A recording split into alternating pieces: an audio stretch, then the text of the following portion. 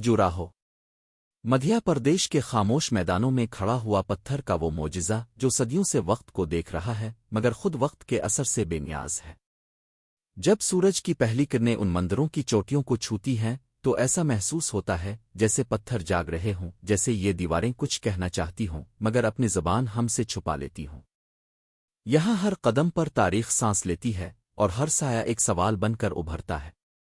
ये सिर्फ मंदिर नहीं, ये एक सोच है, एक इल्म है जो न किताबों में लिखा गया न किसी तहरीर में महफूज हुआ बल्कि ज़मीन के अंदर बुनियादों में दफन कर दिया गया। खजुराहो के मंदिर दूर से देखने में जितने शानदार हैं करीब जाकर इतने ही पुरअसरार महसूस होते हैं। ऊंचे शखर, नफीस नक्काशी, इंसानी जज्बात को पत्थर में कैद कर देने वाली मूर्तियां।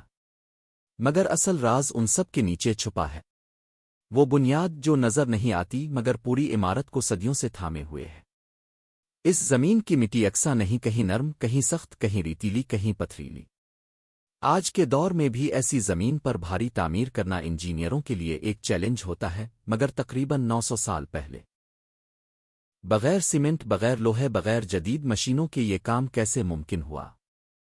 ये सवाल ही इस जगह को एक आम तारीखी मकाम से एक जिंदा मुइम्ना बना देता है।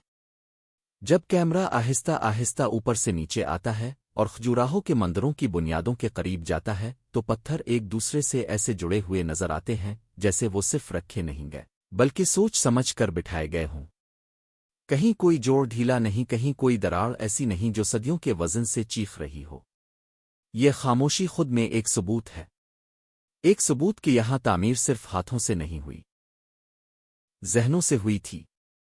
मेमार सिर्फ संग तराश नहीं थे, वो ज़मीन को पढ़ना जानते थे, मिट्टी की फितरत को समझते थे, वज़न और तवाज़ुन के कवानीन से वाकिफ थे, शायद इस तरह जिस तरह हम आज भी मुकम्मल तौर पर नहीं समझ पाते। ये बुनियादें किसी सीधी सादा सतह पर नहीं रखी गईं। ज़मीन की कुदरती ऊंच नीच को मद्देनज़र रखते हुए पत्थरों को इस अंदाज में तरतीब दिया गया कि वज़न यकसा तौर पर तकसीम हो जाए। कहीं भारी पत्थर, कहीं निस्बतन हल्के, मगर हर एक अपनी जगह पर मुकम्मल हम आहंगी के साथ। ऐसा लगता है जैसे ये इमारतें ज़मीन के खिलाफ नहीं, ज़मीन के साथ मिलकर खड़ी की गई हों। जैसे ममारों ने ज़मीन से लड़ने के बजाय इससे दोस्ती कर ली हो। ऊपर की जानिब नज़र डालें तो पत्थर पर बनी हुई वो नक्काशी नज़र आती है जो इंसानी ज़िंदगी के हर पहलू को ज़ाहिर करती है। खुशी, दुख, मोहब्बत, इबादत, मुसीकी, रक्स। मगर उन सब के नीचे वो बुनियाद है जो उन सब को सहारा दे रही है। ये सिर्फ फिन नहीं, ये साइंस है, और वो भी ऐसी साइंस जो किसी फार्मूले की सूरत में नहीं बल्कि तजर्बे और मुशाहदे की बुनियाद पर वजूद में आई। शायद यही वजह है कि ये इल्म लिखा नहीं गया, क्योंकि इसे महसूस किया जाता था, देखा जाता था, ज़मीन के साथ जीने से सीखा जाता था। जब इंसान उन मंदिरों के आसपास चलते हैं तो उनका कद, उनकी हरकत इस अजीम तामीर के सामने निहायत छोटी महसूस होती है। ये फ़र्क सिर्फ साइज़ का नहीं, वक्त का भी है। इंसान लम्हों का मुसाफिर है और ये मंदिर सदियों के गवाह। कितनी सल्तनतें आईं, कितने बादशाह गुजरे, कितनी जंगें हुईं, मगर खजुराहो की बुनियादें वहीं रहे, खामोश, मजबूत, मुतवाज़िन। न ज़लज़लों ने उन्हें गिरा सका, न मौसमों ने उनकी हिम्मत तोड़ी। जैसे किसी ने वक्त के खिलाफ एक अहद कर लिया हो।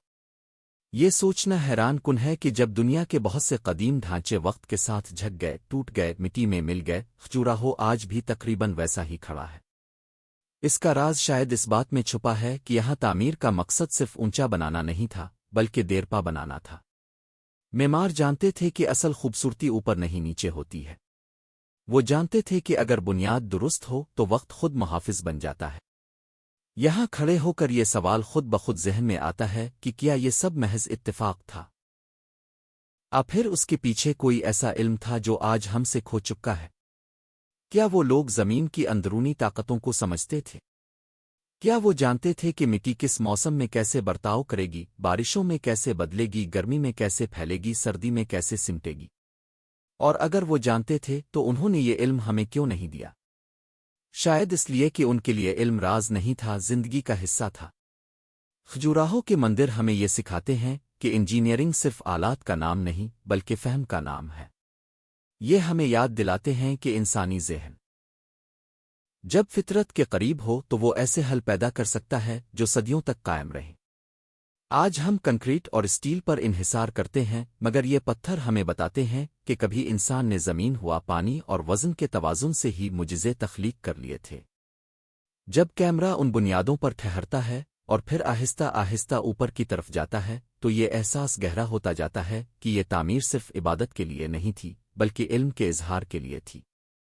ایک ایسا علم جو شور نہیں مچاتا، جو دعویٰ نہیں کرتا، بس موجود رہتا ہے۔ شاید یہی وجہ ہے کہ خجوراہو چیخ کر نہیں کہتا کہ وہ عظیم ہے، وہ بس کھڑا رہتا ہے اور جو دیکھنا چاہے اسے خود سمجھ آ جاتا ہے۔ 900 سال سے زیادہ کا عرصہ، یہ ایک عدد نہیں، یہ ایک آزمائش ہے۔ ہر سال بارش، ہر سال گرمی، ہر سال سردی اور ہر سال زمین کی ہلکی سی حرکت، ان سب کے باوجود یہ بنیادیں اپنی جگہ قائم ہیں۔ یہ ہمیں بتاتی ہیں کہ حقیقی طاقت نظر آنے والی چیزوں میں نہیں بلکہ ان چیزوں میں ہوتی ہے جنہیں ہم اکثر نظر انداز کر دیتے ہیں۔ جب سورج ڈھلنے لگتا ہے اور مندروں کے سائے لمبے ہو جاتے ہیں تو ایسا لگتا ہے جیسے یہ سائے ہمیں اپنی کہانی سنا رہے ہوں۔ ایک کہانی ایسے لوگوں کی جنہوں نے علم کو دکھاوے کے لیے استعمال نہیں کیا بلکہ ذمہ داری کے ساتھ زمین کے سپرد کر دیا۔ انہوں نے جان لیا تھا کہ وقت سب کچھ بدل دیتا ہے، مگر متوازن بنیادیں وقت کو بھی تھکا دیتی ہے۔ آج خجوراہو کو دیکھنے والے سیاح شاید اس کی خوبصورتی میں کھو جاتے ہیں، مگر جو ذرا رک کر نیچے دیکھتا ہے وہ سمجھ جاتا ہے کہ اصل کمال کہاں ہے۔